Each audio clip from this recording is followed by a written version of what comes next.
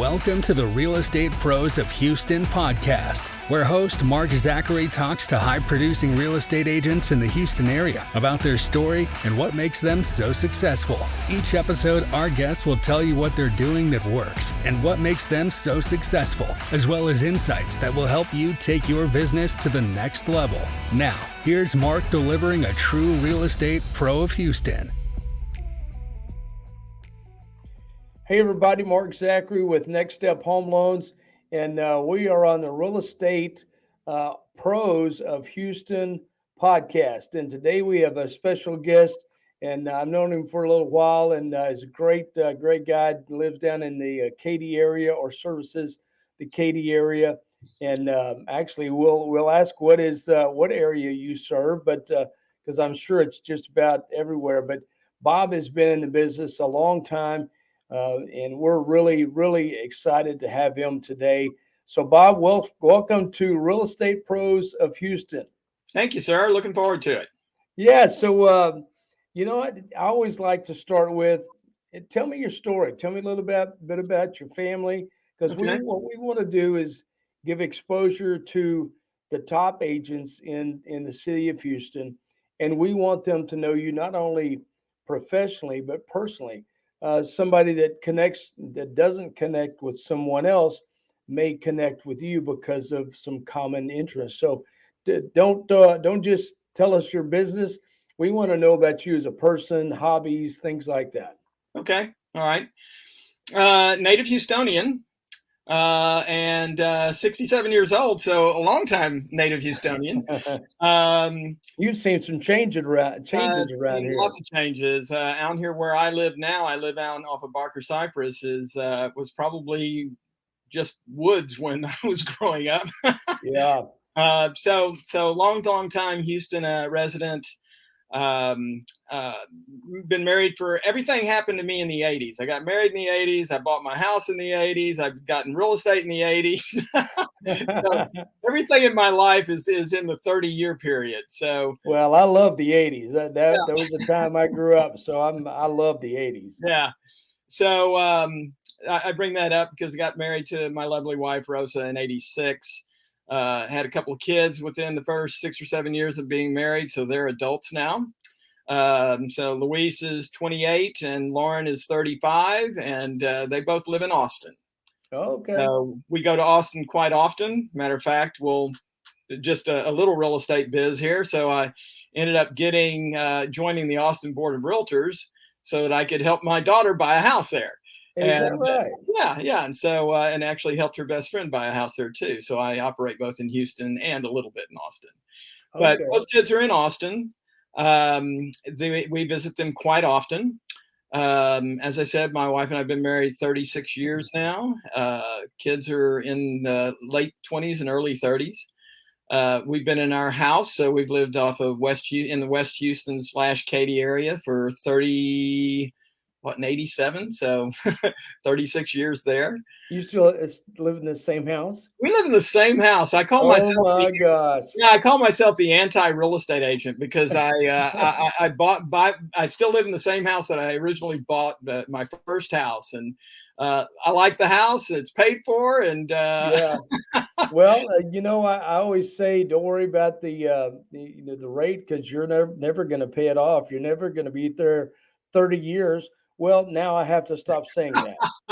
Yes. Yeah, and I love my little neighborhood, and I love this side of town. So we're still in the same house. Yeah. Wow. Do you have any grandkids?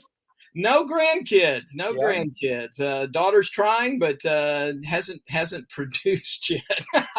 Well, I'm gonna beat you then because I've got my first one coming in May. Nice. So we're really, really excited about that. Yeah.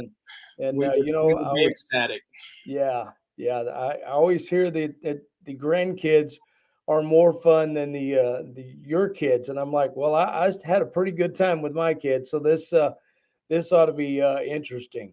The kids become a lot more fun when they become adults. Yeah. I enjoy my kids now.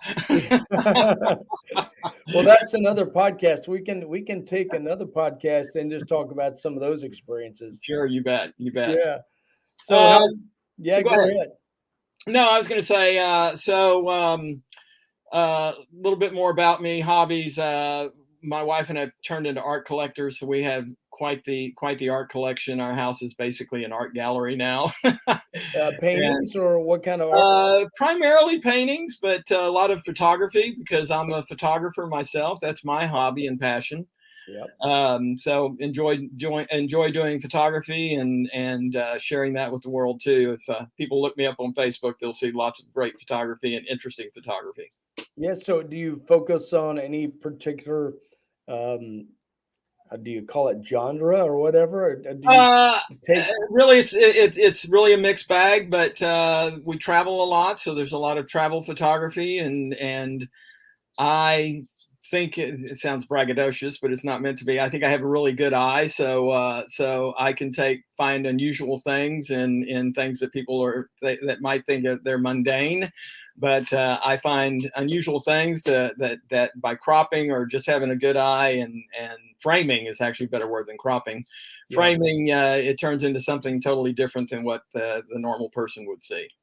I've So always looked at the black and white, like old barns that are just falling down, or whole old houses that are just falling down, and just stare into those things, thinking, man, think of the memories that were there and the things that happened in that barn that right. now it's falling down, and the houses that are falling down, the history that's there. It's just very, it's just something that grabs me when I see those type of pictures. Yeah, and certainly old buildings is one of my favorite subjects. We did Route 66 from about Tulsa to Arizona about a year ago, and Really? as a great example, found an abandoned town on the border of Texas and New Mexico, and took The whole lots town? there. Yeah, yeah, and Wow. so stuff like that. So lots of landscape, lots of architecture.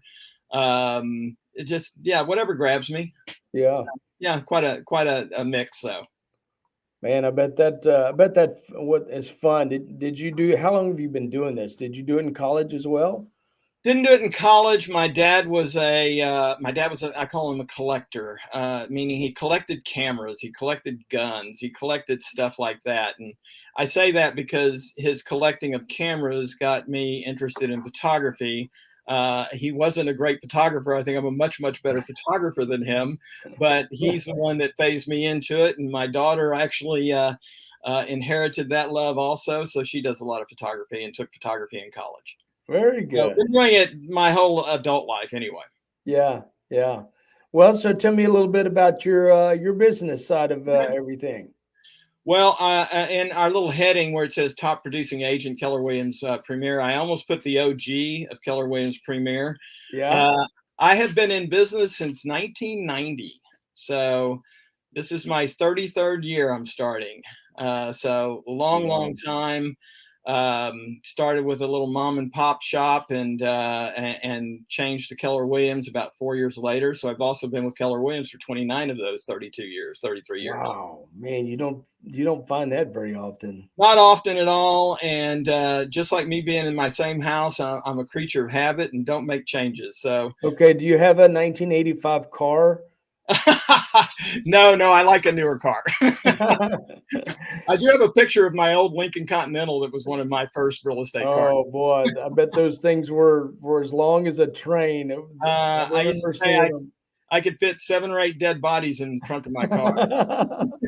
It also Oh handled a man. lot of signs. So Do you want me to edit that part out? I can edit the dead bodies out if you yeah, no want me dead bodies. to.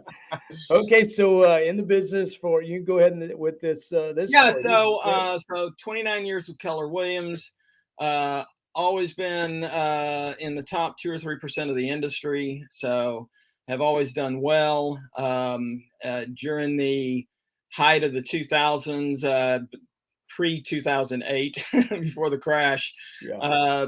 had a couple of assistants, and so did more transactions at that time. So capped down at about 75 transactions in a year. Now I do 30 to 40, but it's just myself, so that's a great business. Hmm. Okay. Yeah. Well, so are you looking to grow a team, or you just want to stay by yourself now? Uh, probably not going to grow a team in the respect of adding any agents. Okay. Certainly, I do want my business to grow. So hopefully get to the point where I get to 4 or 5 transactions a month. I will want to at least have a transaction coordinator or an assistant. Right. Now we were talking before we hit the record button. You're doing some training with Keller Williams, so you're not only selling for Keller Williams and yourself, you're helping build agents that will hopefully be like you one of these days. Yeah, do a little Keller Williams promotion. One thing that it certainly prides itself is in its training. And so I've always given back. I love sharing. I love real estate. I love talking real estate. So I've always been part of our teaching staff in my office. So we have a class. It's called Ignite in most Keller Williams offices, but it gets agents up and running basically after they get their license. But we also have agents that have had their license for a while but haven't been doing the work, doing the business, so they'll go through that class too. So I've always been on the professor staff with that, and then my office also started a coaching program about 8 or 9 months ago, so back in the summer. And I have been one of the coaches in that staff for the last 8 or 9 months. And how long is that program that you're talking about? First backing up to the Ignite, that's about 3 weeks, and it's about 12 or 13 classes. And again, it's about really learning the business besides just passing the test, and how to lead generate and how to create your business and so on. The coaching is ongoing. Coaching clients have to sign a contract, and the contract is for 1 year or 8 transactions. And when they hit those items, so 8 transactions or 1 year, they can opt out or they can keep going. Mm-hmm. And the reason we said 8 transactions is that gets them to a level where they've done some transactions. If they want to continue without the coaching, then they certainly can do that on their own. Okay. I think most of them continue. Okay, that was my next question. Do you see a lot of them drop out after 8? I do coaching as well, and there's just always something new that you can get from other people in the business. Just because you've had 8 weeks of or eight closings and 3 weeks of training doesn't mean that the learning ends. There's always something new to learn. And we started it because when agents would finish that beginner course, for lack of a better term, that Ignite course, we still felt like they would get out of that and they go, "What now? How do I continue on my path to being a successful real estate agent?" And so we felt like there was a real need for agents to continue learning their lead generation methodology, and the big thing was accountability. So having somebody to continue them on their course, make sure they're doing the things they need to do in order to produce business. Got it.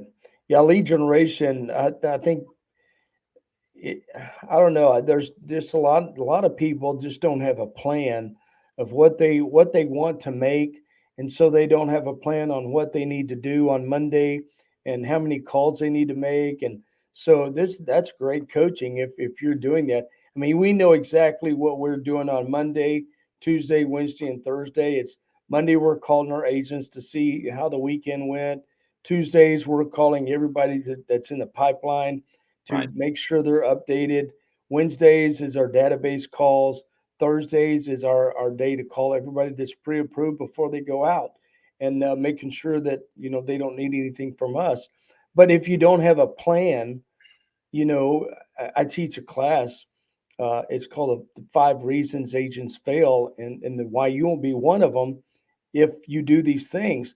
And one of them is, block your schedule to prospect. You have to prospect, and you have to know your numbers. How many calls do I need to make a sale? And a lot of them just don't know that. So kudos for you guys for doing that. Yeah. So what are some challenges that you're seeing in your business right now? Uh, I'm primarily a listing agent. My lead generation is targeted at that, as far as the things that I do outside of my database. So my 3 lead generation methods are working my database, so the people I know, people that have been past clients and friends and family and my circles and so on. But then in addition to that, I market to my neighborhood. For those that aren't in the business, we call that farming our neighborhood. Right. So farming my neighborhood, which is marketing, cultivating, and producing in my neighborhood. And then I work another system called expired listings, which are listings that went off the market with other agents. So those last 2 are certainly listing based and listing generators. So to your question, the biggest challenge I think we're having right now is sellers being realistic. Yeah. So sellers that saw the market ramp up and top out last May, and so about a year ago, so 9-10 months ago, and it's been in a somewhat of a decline since then. And so having sellers be realistic about what they can sell their house for, because it's all about pricing and showing. And so that's one of the biggest challenges we're having right now. One of the challenges has been in your mortgage industry, and us working together, is people worrying about interest rates. So I don't want to buy right now because the interest rates are 6 or 7%. They got to come down eventually, or they take the other road of saying, well, the market's going to crash, and so I'm going to get a better deal in 6 months. Well, the reality is interest rates are going to settle in, and they're going to be there for a long time. Yeah. So if buyers want to buy, this is the environment they're going to buy in. So waiting only hurts them, because prices will actually start going up when the market starts improving. Yeah. So I agree. There's so many people that think these rates are going to go back to 2 and 3, and it's just not going to happen. I mean, you've been in this business longer than I have, and most of my career, it's been somewhere in the upper 5, 6 range. So this is not unusual for me.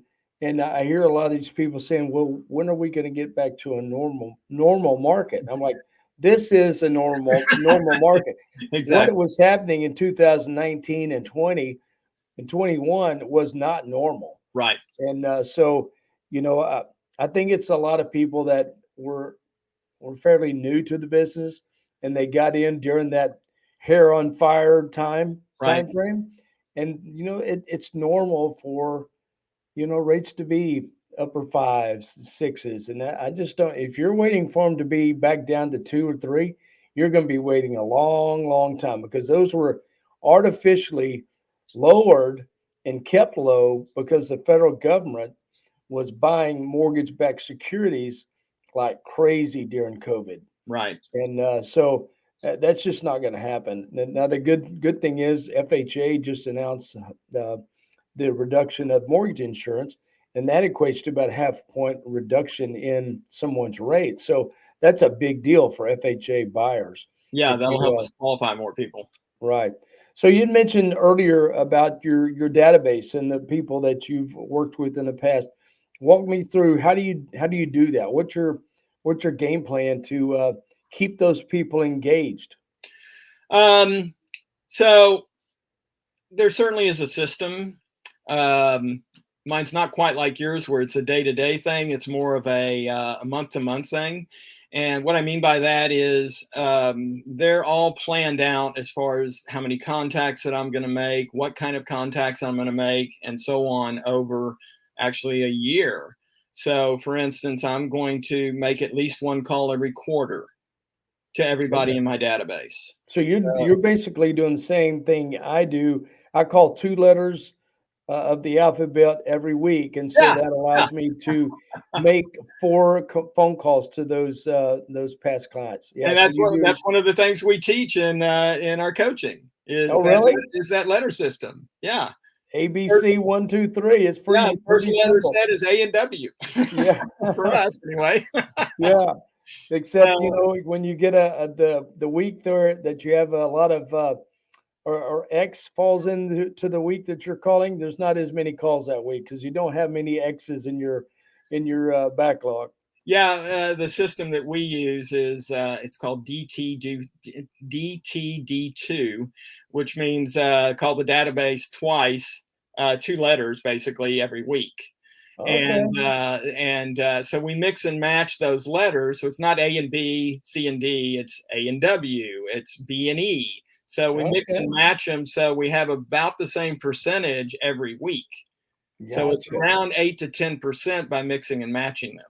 I see. I I'll see. have to share that with you. It's a great system to even out how many you're calling at one time. Well, that would be interesting because it does get kind of weary when you have 50 calls one day and then the next week you only have 5, and so Right. you allocate a certain time to make these calls. You're like, okay, what do I do now? I've called those 5 people that have had an X and a Z in them, but what do I do now? So And we actually mark our database for that letter set. So really, all my A's and W's have an A and W as far as one of their fields, so that I can pull up all the A and W's for the first week of my call set, wow. and Do so you, on. do Again, you I'll share just that with you. Okay, that'd be great. I'd love to see it. Now, Yeah. do you use a dialing system to make those calls, or you No, just pick up the phone? no, I don't.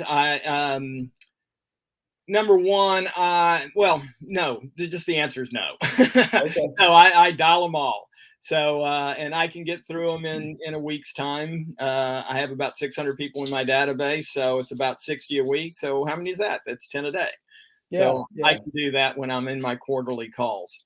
yeah. Uh, I so use yeah, so so calls every quarter, an email once a month. We have them all set up where if they own a home, that we're sending them a market analysis on their neighborhood okay. every month. So to keep the what is their neighborhood, what is their house value doing, so they're constantly keeping up with that. And then I do social media posts. I try to post 4 to 5 instant direct messages a day, Hmm.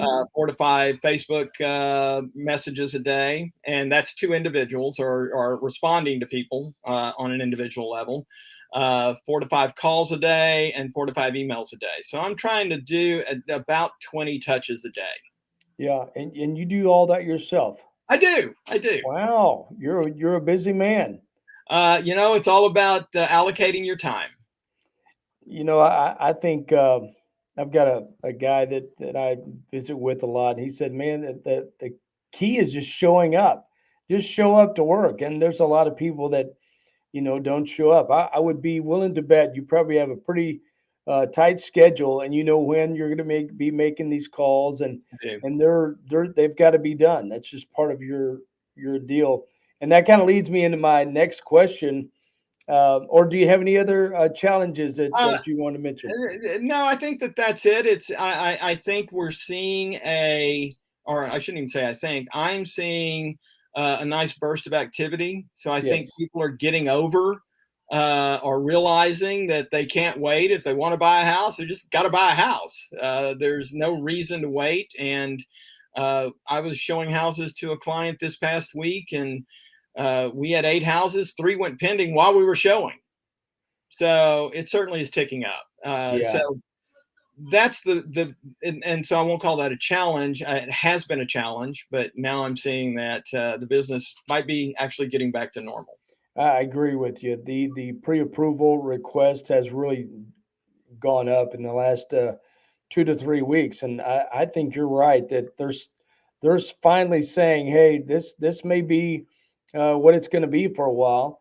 I think the rates are kind of going to come down a little. It's not going to be a ton, but it's like you said, get the house, and then if they drop, the rates drop, you can refinance. It's not Right. that big a deal. At least you lock in your price today. And the inventory level is still, I think, is way short.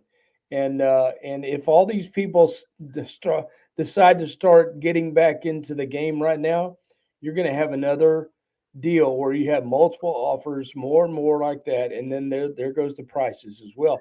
So then you would have the high prices and the higher interest rates, or what I call normal interest rates, and so then you're really going to have some belly aching going on. But anyway, I think there's going to be a great spring and a great summer of sales. Gary Keller, our founder, we just had our convention. We call it Family Reunion. We just had our convention. And as far as the mortgage industry, one of the things he said is, we'll never see 4% again in our lifetime. So people need to get over it. Yeah. Man, I need that video clip. Yeah, that is so true. That's a great statement. I need to put that on my Facebook page somewhere. If that guy's saying it, because I had a lady on here yesterday, and she said, "I said, who's your favorite speaker?" And she said, "Gary Keller." So she was very pumped about what he had to say, and he's got a great reputation. Yeah. Okay, so let me ask you this: what are three non-negotiables for you in regards to your daily activities? Like they have to get done today, or everything stops. Three non-negotiables is the number one is doing some kind of lead generation, period. That system I mentioned about expireds, I mail out 30 to 50 letters every day. And some of them I don't get out in the morning. Some of them I'm doing while I'm watching TV at night, but I get them out. And it's something I track, and it's something that I never miss. And I'm actually known in the industry as the expired guy because of the system, and especially in my office, which doesn't mean I'm dead. So the expired guy. So that's one of my non-negotiables. One of my other non-negotiables is always answering the phone. And I bring that up because I was going to say it a minute ago when you made the comment about the agent that said sometimes all you got to do is show up. But I don't know how many times I'll capture a lead, capture a buyer, because they'll call me. I answered the phone and they said, "I've called 6 agents today. You're the only one that answered the phone." Or you're the only one that returned my phone call. Wow. So you have to be responsive. You have to answer the phone, answer your emails.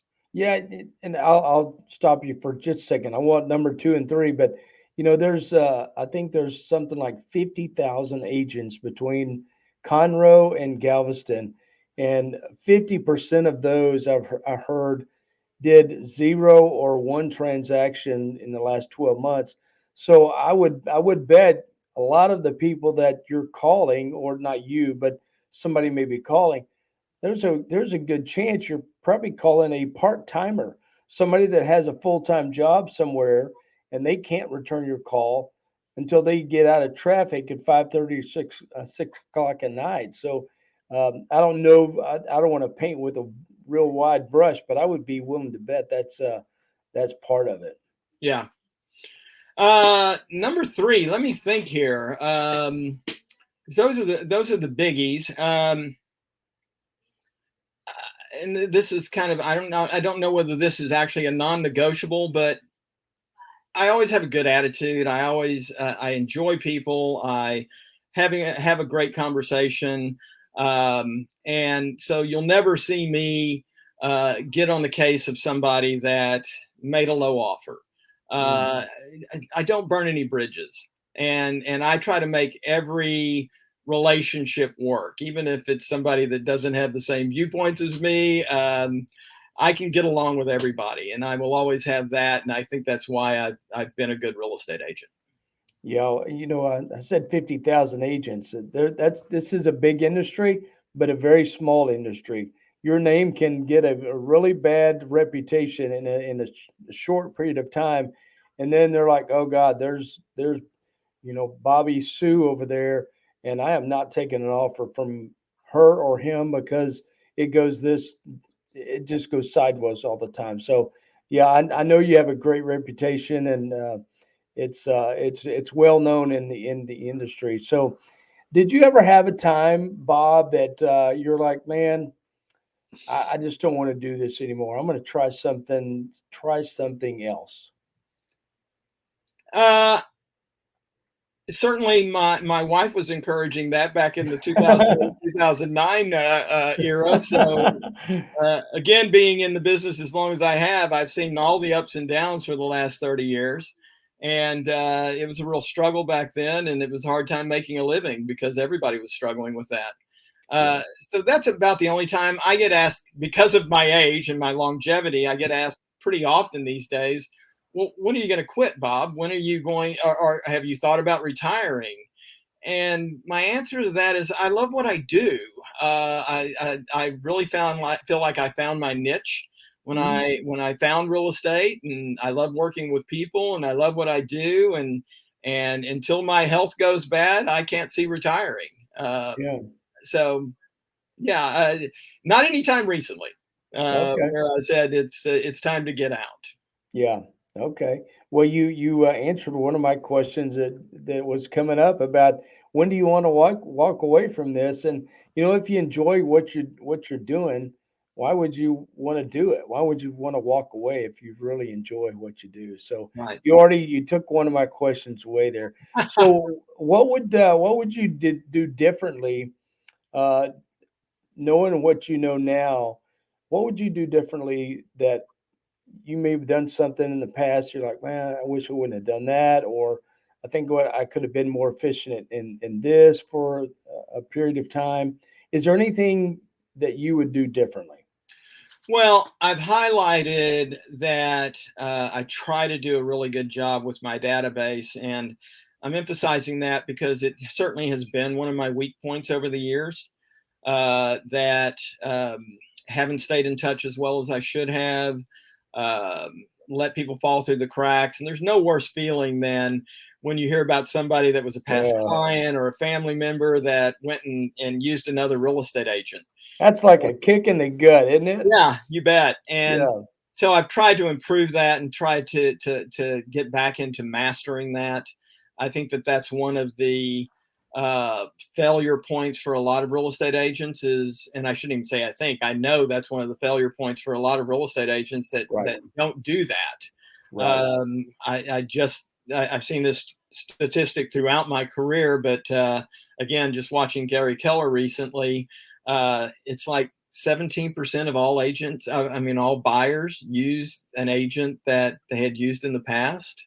Yeah, Uh, and what's a shame with that is the other side of the coin is like 71% of them said right. they Yeah, would use the that same agent. stat is just It's amazing to sad. me. It's It sad. is. It is, and I think it's very similar on the mortgage side of things as well, because uh, we've got so many people in this industry that are transaction focused, and Right. they don't have the long term relationship goals like you. Do you see that a lot in the people that you're trying to coach up and say, hey, do this because this business ought to get easier the longer you're in it, right? It's the primary emphasis that we coach on is that your database is your life. So the people you know, and not just a lot of them are brand new agents, so they haven't had a transaction. Hmm. But at the same time, they forget to focus on who you know, and they want to grab every sparkling star out there, every new lead generation system they hear, instead of focusing on what really works, which is working with the people you know and love, and the ones that love you. So Right, yeah, right, so it's something we highly emphasize is nurture those people, and they'll create your business. right. I think there's so many bells and whistles out there these days that people get distracted very easy by the next prettiest thing, and I've got a coach of ours that he talks about building bridges from one side on the land on this side over the river to the other side, and you'll start building a bridge by, you know, maybe doing video, and you'll get about halfway over there, and you're like, oh, here's a new way to do things. So I'm going to start that one, and then he'll start over and build the bridge halfway again, and you never complete anything. And so you look back, you're like, well, nothing's working. Well, you didn't finish anything. That's why it's Right. not working. Yeah. So some of the coaching things is, well, first of all, I love this, and I say it all the time. I'm known for this little saying in my office. There's 3 ways to make money in real estate. So be an investor, be a top real estate agent, or find crap to sell to real estate agents because they'll buy anything. That is hilarious. We are constantly solicited by the next lead generation tool. Oh, I know. And one of my coaching clients called me a couple of weeks ago and said, hey, I've been approached by this company that says that they'll send me leads and they only charge me 25%. I said, that's fine if that's all they're doing. If they're sending you leads and you only pay them if you convert them, that's okay. But is there an upfront fee? Right. And later on, she called me and said, yeah, they want to charge me $1,500 up front. I said, what if you never get a lead that works? And or you're getting $1,500. Yeah, or you're getting the same lead that 10 other agents are getting. And then it becomes this race to the bottom. Well, I'll waive this fee, or I'll cut my commission here. Yeah. Yeah, they're not making their money off of that 25%. They're making that money off that $1,500. That's right.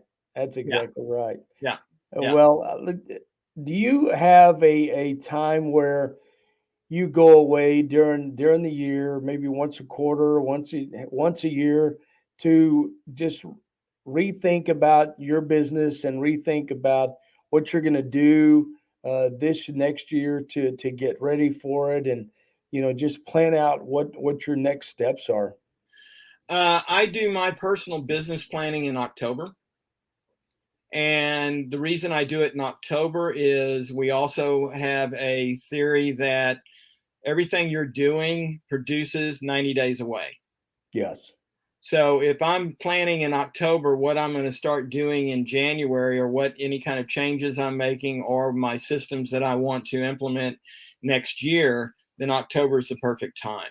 Yeah. And so I have devised come up with my personal business plan in October, and I'll spend a couple of days with my wife and plan that next year out at that point. Does she help you a lot with your business? She's my tech guru. So, so she helps me in the respect of, hey, honey, I can't figure out how this works. Okay. Yeah. She'll figure out how it works. But no, she's got a full-time job, so she doesn't do much for me as far as really being involved in my business. But certainly, I bounce things off of her, and we budget together, and we plan one of our business plans every year is planning our vacation. So, oh, good. Yeah. So, what is one thing that you've always wanted to do, but you just haven't had the time to do it yet, but it's still on the horizon to one of these days get it done? Are we talking business? Or are we talking? No, I'm switching gears on you now.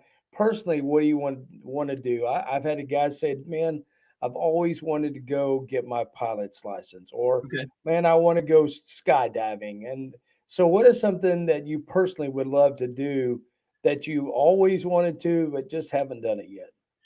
Well, first of all, I'd like to start taking my photography much more seriously. So I would like to take it up to the next level.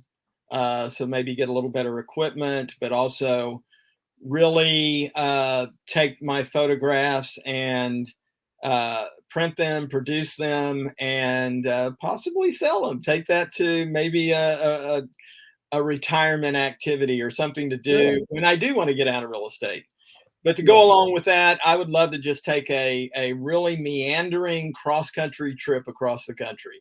Okay. And driving around. Plan it out and see everything that I want to hit and haven't seen before, and so on. A lot of people have this bucket list, but seeing all 50 states, my wife has that bucket list, so we kind of have that bucket list. But Mine's more of, I want to see everything that's cool in every state that is in the nation. So Yeah. I don't want to just drive through South Dakota. I want to go to Mount Rushmore, Yes. that sort of thing. So that's really on a bucket list item that would thrill me. Yeah, a lot of people will say, "Well, man, you ought to go to all these places overseas." And every time I go anywhere in this country, I'm like, God, this is beautiful. I want to spend more time here. And I'm thinking, why do I want to go overseas when I haven't even, looked at all that the United States has to offer? Because there are some beautiful places here. Yeah, we've taken chunks, so we're road trippers. Yeah. So we did the Carolina coastline. We did New England. So we'll take chunks and plan out a 2-week drive and see what we want to see and hit what we want to hit and have great food along the way. And Yeah. so yeah, that's something we really enjoy. Yeah, a couple of years ago, I guess 3 years ago, I went on a bucket list trip with my dad and my brother, and we went to 7 baseball parks. Oh, And in 7 days, we went to the Rangers, St. Louis, the Chicago Cubs, Philadelphia. No, it was 6, and then the Philadelphia, New York, and Boston, and then flew home the next day. We had such a great time, and it was just me and my dad and my brother, and boy, we had so much fun seeing all these parks. It's something we always wanted to do, and we took him for his 75th birthday.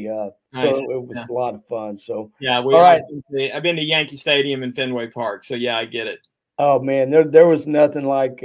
Now I enjoyed Wrigley and Fenway more than Yankee Stadium because the Yankee Stadium was the new one. Right, It's me not the too. old one, but you can never replace Wrigley or the Boston, the Fenway Park, and the Green Monster, and seen it a million times on TV, but just to sit there and watch a game in that venue was just amazing. It is, but you also go there and you go, man, this is a rundown piece of crap. No, but, that's true.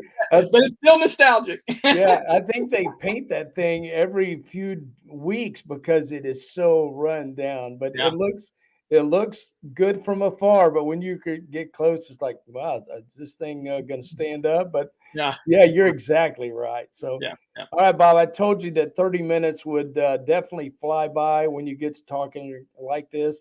And we're at Oh, wow. 42 minutes. And so I'll start wrapping it up with you. And I like to end Okay. with this lightning round. Okay. And then, just quick answers. Then I want you to give your contact information for anybody that wants to reach out to you about buying, selling, or leasing, whatever you do. Yep. And we want to make sure we get that information out to them. So, lightning round, question number 1: favorite author or speaker? Oh, gosh. I can't say I really have a favorite author because I like reading so many different people. I have started getting into business books. So my current book that I'm loving is Atomic Habits.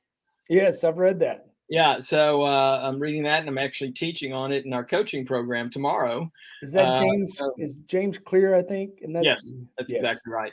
So Yeah. not really. I can't really determine I have a favorite author, but I do like business books right now in this phase of my life and enjoying them. And I love Audible. I love listening to them in my car. I've got that on my phone. I very seldom listen to the radio anymore. I have a podcast or a book playing every time I'm in the car. Yeah. What was the second part of that question? Author? It was the speaker. Speaker. I mean, I hate to be so canned, but I really enjoyed listening to Gary Keller. I mean, as far as business, you can't have a better guy. And whether you're with Keller Williams or not, you can learn so much from him. Yeah. Well, that's not the first time I've heard that. So that's he's got more than one vote. Favorite vacation spot? I would have to say probably New Mexico. Any particular place? I love that Santa Fe, Taos, Albuquerque area. As I mentioned at the beginning, we're art lovers, and that certainly is an art-filled area. And and it's fun to photograph. So that's always in the back of my mind is places that I can photograph. And so New Mexico, West Texas, Marfa's just a really cool place if you've never been there. I've never been there, but I've heard that it is. So, yep. All right, number 3, favorite. Well, I know this answer already. Favorite pastime or hobby? Obviously, photography. Travel and photography, sure. Yeah. Okay. Favorite movie? And I'll say this because I can watch this movie over and over again. Groundhog Day. You not only watch it over and over again, you watch the same scene over and over again. That's funny. I always enjoyed that movie. My nephew, he's like, I don't get this movie. He goes, why? It's just the same thing over and over. So every time I see that it's on, I'll text him, hey, do you want to watch this movie with me? And he's like, no, I don't want to watch that movie. Favorite sports team? Astros. Astros. Yep, you bet. So you're a baseball guy? Baseball guy. I follow all the Houston teams, but the Rockets and the Texans aren't worth much watching right now. Yeah, they've kind of let us down. I'm ready for baseball to start. Yep, hyped up. Yep, certainly an Astros fan. Yeah, well, great. Well, Bob, I tell you what, it's been a pleasure having you on here, and appreciate you giving us some insight to you personally and to your business. And it's easy to see why you're a real estate pro of Houston and have such a great reputation for doing a good job. And so if anybody wants to get in touch with you, how would they do that? Would it be an office number, an email, or a website? What would you prefer? So I'm with Keller Williams Premier Realty out in Katy, but I service basically the whole west side of town. But I'm a native Houstonian and been in Houston my whole life and been in real estate for 30 years, so I can work anywhere. My phone number is 281-723-0544. I have learned to do that very slowly, so I hate people that just 281. And my email address is first name, last initial, BOBP@kw.com. About as simple as you can get. Yes, I was noticing that today when I sent over the link. I was like, wow, this is really an easy email. So, well, I tell you what, it's been a pleasure. We appreciate you giving us some time. And we would love to have you back one of these days. And if you would love to come, if you would like to come back, we will definitely invite you back. It was enjoyable. I certainly would love that. All right. Well, thank you guys for joining us today. My name is Mark Zachary with Next Step Home Loans. I am the owner and broker owner of Next Step Home Loans. If you have any financing questions, give me a call. Information is free where I come from, and we'd be glad to answer any of those questions. My number is 832-504-9014, 832-504-9014. We'll see you next week on Real Estate Pros of Houston. Thanks a lot. Thank you, Mark. Thank you. Thank you for listening to another episode of Real Estate Pros of Houston. Follow us on Spotify, Google Podcast, Apple, and iHeartRadio, and check out our main website at nextstephomeloans.com for more information on mortgage news, loan programs, and getting pre-approved for a home loan or set up a quick home buying consultation. We'll see you next week with another episode of Real Estate Pros of Houston.